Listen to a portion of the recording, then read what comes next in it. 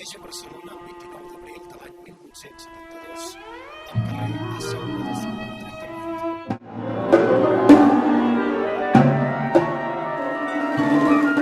Mal estudiant, per ell els carrers del barri vell eren la millor escola, tot i que va assistir a unes classes de la llotja. Li agradava passejar de vegades durant hores per dins de la catedral, com si fos casa seva. Entre altres feines va treballar en una floreria. Va ser una peça clau per a ell. Li serviria per conèixer l'ofici i posteriorment per fer les escultures de bronze. Manolo era un noi simpàtic, extravertit, amic dels seus amics, el va conèixer en freqüentar els Quatre Gats, un establiment en els baixos de l'edifici dissenyat per Puig Cadafalch. El negoci era de tres socis, Ramon Casas, Trapaire, Matías Hernández i el banquer Manuel Giró. L'establiment el regentava un moviment de professor que havia treballat al Sorbonne, de París i Bordeaux. Al maig del 1899, allí als Quatre Gats, Manolo coneixerà Rossinyol, Casagemas i Picasso, que els retrobaria en 1901 a París.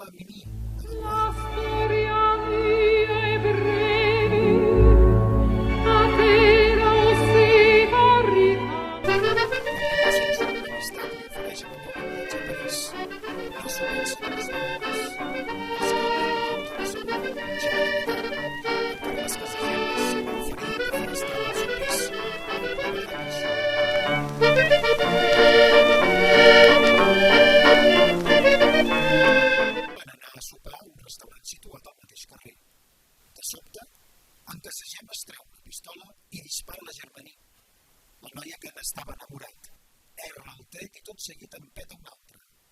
Casagemas cau moribund als braços del Manolo. Un malson, una tragèdia real per un amor no correspost per la gent ben Carallo. L'anomenada Escola de París serà un malviure per Manolo. Manolo que queda a París amb 8 francs a la butxaca. Farà el que sia per sobreviure. Des de rifes fraudulentes, que mai sabrem qui ha guanyat, fins a robar fruites de les parades del mercat per entretenir la fam.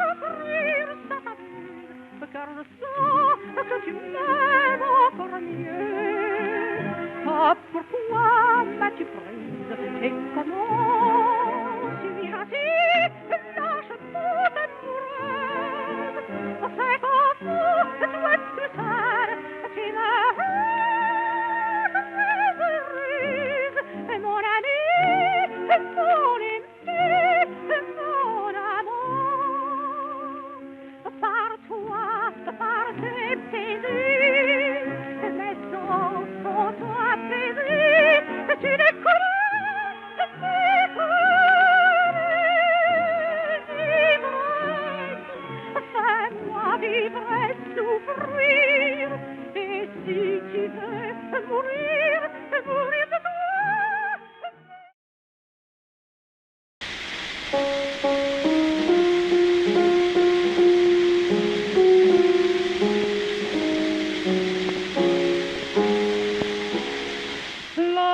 candide et le front pur, elles vont les yeux vers l'azur, les yeux des abricots pas mûrs. Elles ont peu de charme, mais ils sont durs pour cire les vieilles regrets. Ainsi que l'herbe dans le champ.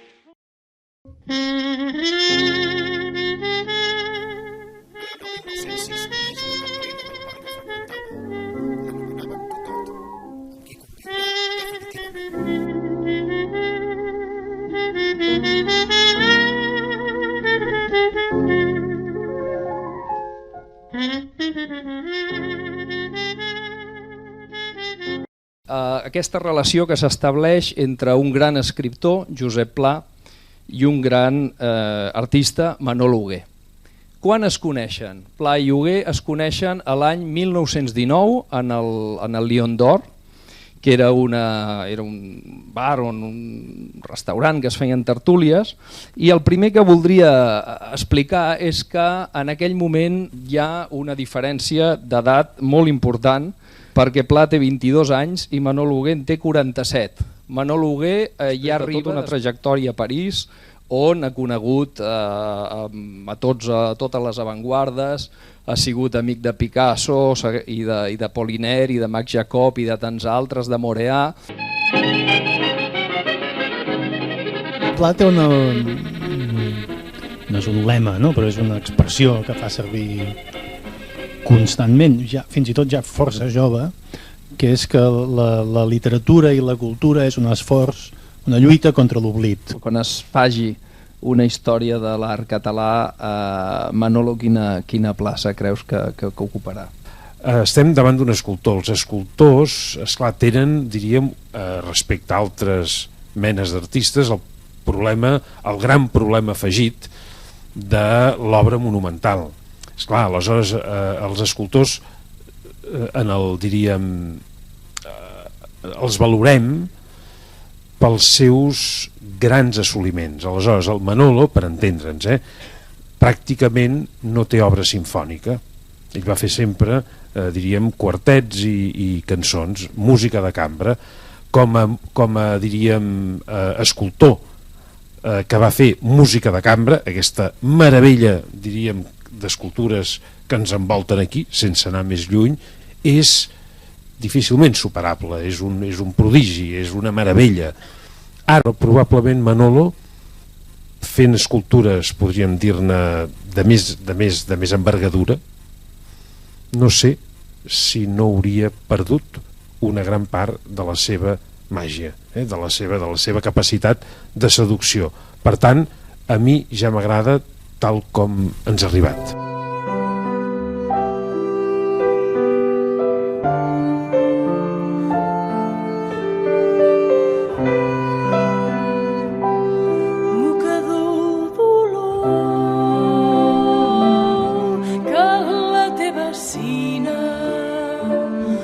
Acostava el cor com que et sap l'enyor i et sap la pell fina.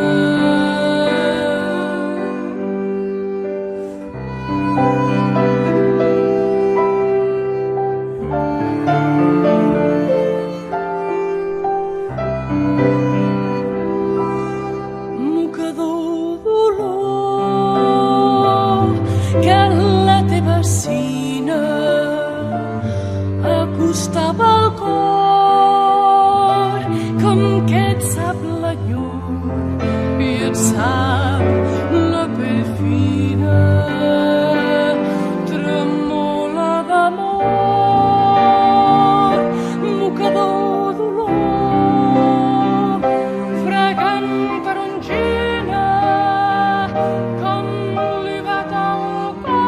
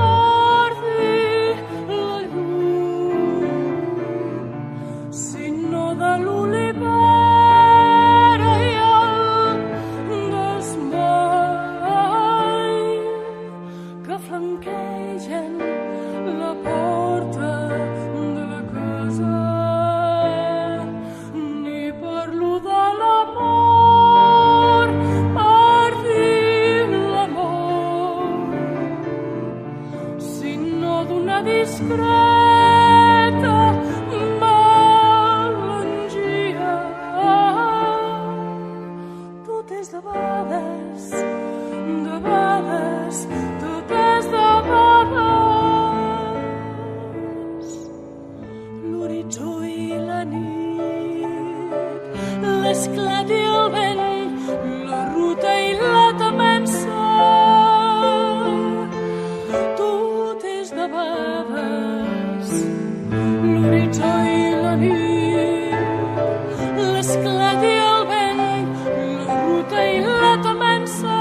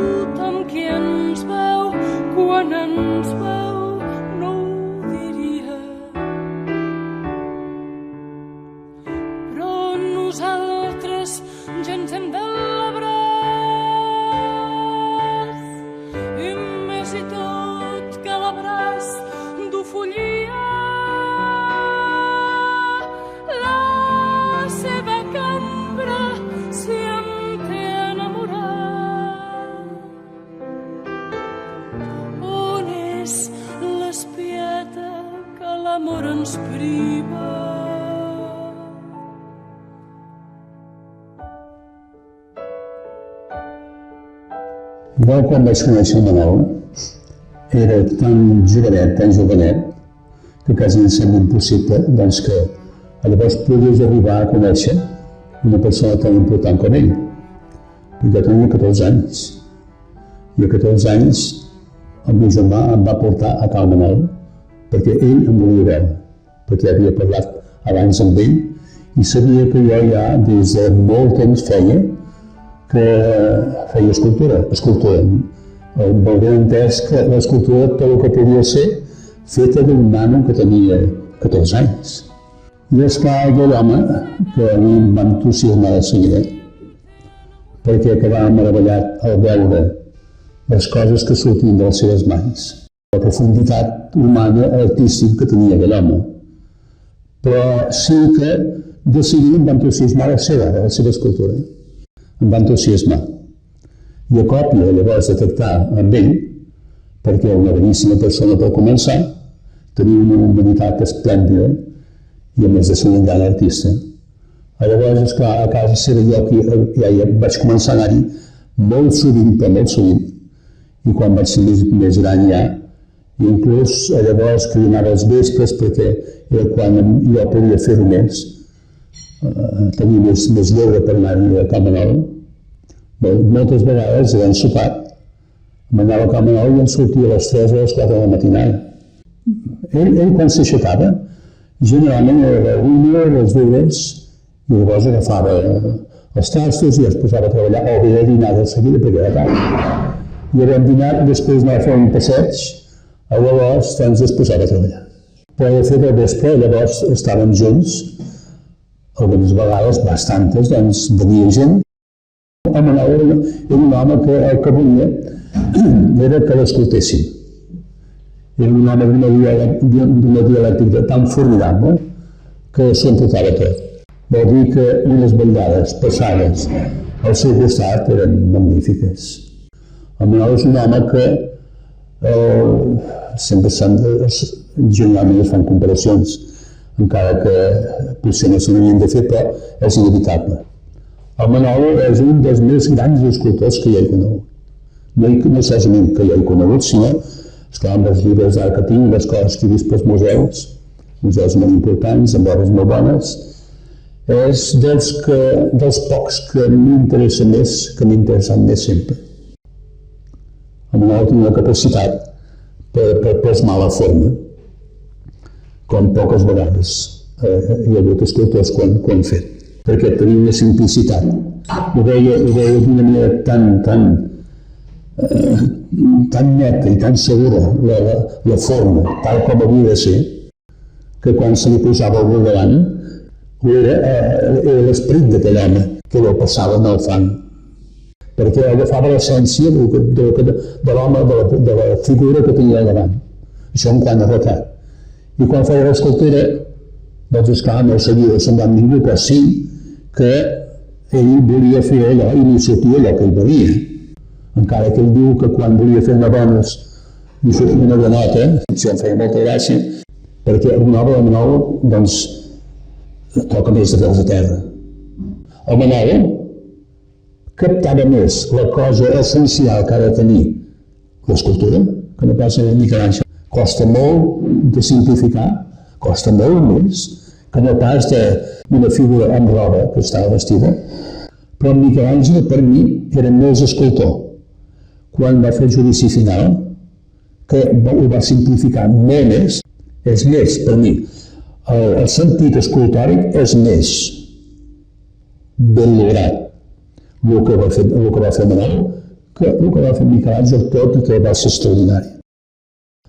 Jo comprenc que hi havia molta gent, i encara n'hi ha avui, després d'haver passat tants anys i després d'haver sentit o d'haver llegit tot el que s'ha dit i tot el que s'ha escrit sobre el Manol. El Manol ho feia d'una manera, era tan fort i tan veritat el seu art i tan contundent que hi ha molta gent que això no ho entén. 1928. Després de la segona estada a Saret, Manolo Hugué arriba a Caldes de Montbui, d'on era la seva àvia natal.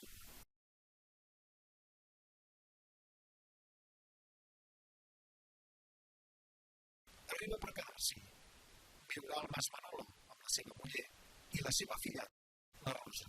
El Mas és una casa als afores de Caldes, feta sense luxes, però còmoda a la seva vida. Per casa seva hi passaran els artistes importants de la seva època. Sabem d'un nen orfe de Caldes que Manolo ajudava i que ha quedat plasmat en un bronze, el Titó. El Mas Manolo rebrà una desfilada d'artistes contemporanis y dels amics que Manolo sempre ha conreat. Creo que mi primer conocimiento que hizo con él era más o menos el año durante la guerra civil, o sea, durante la guerra civil ya. Le visité con frecuencia en su casa en Mas Manolo y mi compenetración de la familia era muy íntima porque casi solía pasar los fines de semana en su casa con Manolo, Totot y Rosa. Es curioso que aquí, en este museo, hay una foto del año 41, donde está Manolo con su mujer, con su hija, amistades, en la playa seguramente el mes de agosto, y él con su traje de pana, con su pantalón de pana, con su jersey grueso, su gorra i su bastón rupestre. La primera notícia era quan jo tenia uns 12 anys, passant per la carretera de Granollers amb un cotxe, perquè em costava caminar en aquella època, vaig veure una caseta amb uns porticons verds que era diferent de les altres, tenia una cosa una mica diferent de les altres. Es veia que l'havia fet una persona de gust. una persona que tenia molt bon gust, però era senzill, tan senzill com vulguin, però els porticons verds i la distribució de les finestres i tot plegat, ara no es veu perquè hi ha uns xiprers, llavors aquests xiprers no hi eren ni es veien. I vaig preguntar al meu pare qui era aquella casa i em va respondre: aquesta casa és nova, l'ha fet a fer, se l'ha construïda un escultor molt bo que ha estat molts anys a França i sobretot en aquí al sud de França no li va sortir el nom de Ceret en aquell moment, només que era el sud de França. Bueno, jo vaig pensar, una casa d'un escultor, fill més o menys oriundo d'aquí de Caldes, però del sud de França, i es va acabar la qüestió. Cap d'uns dies, sense saber res, vaig veure que ja es va dir l'altre dia allà això, vaig veure una persona amb un bastó que baixava del carrer buit de les escoles Pies, llavors de Granollers, amb uns esclops, uns pantalons, un mocador al coll i un barret d'alt ample. I vaig pensar, aquesta... I no vaig saber qui era. Vaig pensar, mira, un que va amb un barret ample, res més. Vam anar-hi aquí a casa tota la família i vam seure al costat d'en Manol Hugué. I es va entrar en conversa. I és clar, una conversa molt amena. Es veia que era una persona que tenia molt món. A Caldes de Montbui, Manolo va encetar l'etapa més fructífera de la seva vida com a artista, la que consolida Manolo Hugué amb la seva obra i l'estil propi que sempre ha tingut, amb petites influències dels mestres grecs de l'antiguitat.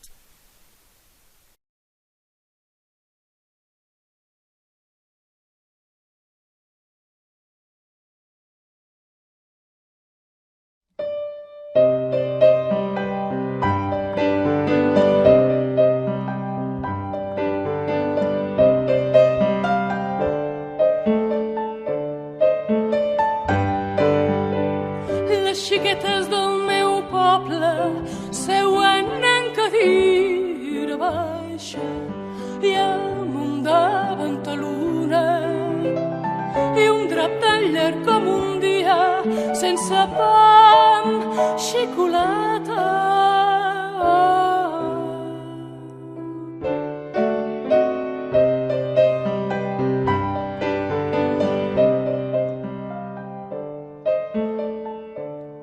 Si feien punt de cama, si punt de cadeneta o punt d'escapulari i cantaven allò.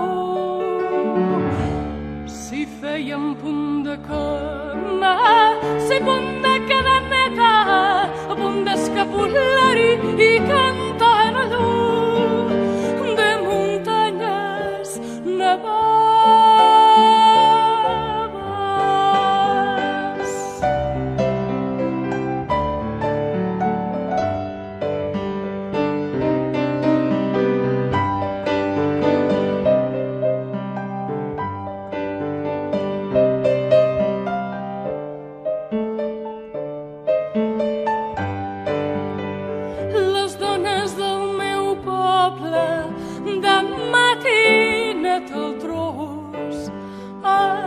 cullen patates, aves arrenquen cebes, o xafaen torrossos,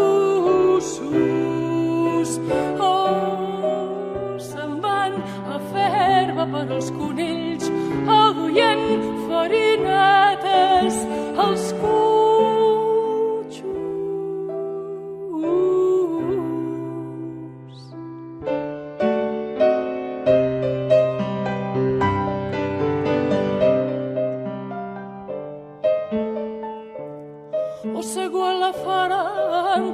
passen llençols o passen agulletes o suquen pa amb vi sucre o seguan la faran o passen llençols o passen agulletes. Bueno, ha sido siempre muy agradable. Además, como Manolo nunca se perdía el momento, siempre tenía la palabra adecuada en el momento justo y la palabra justa.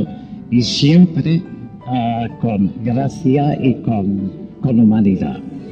Un home molt bona persona. I feia molta gràcia que inclús un de total li deia: el Sebastià, però era humà. Jo el vaig estimar de seguida perquè estava endarrerit amb aquesta persona i el vaig arribar a estimar de seguida.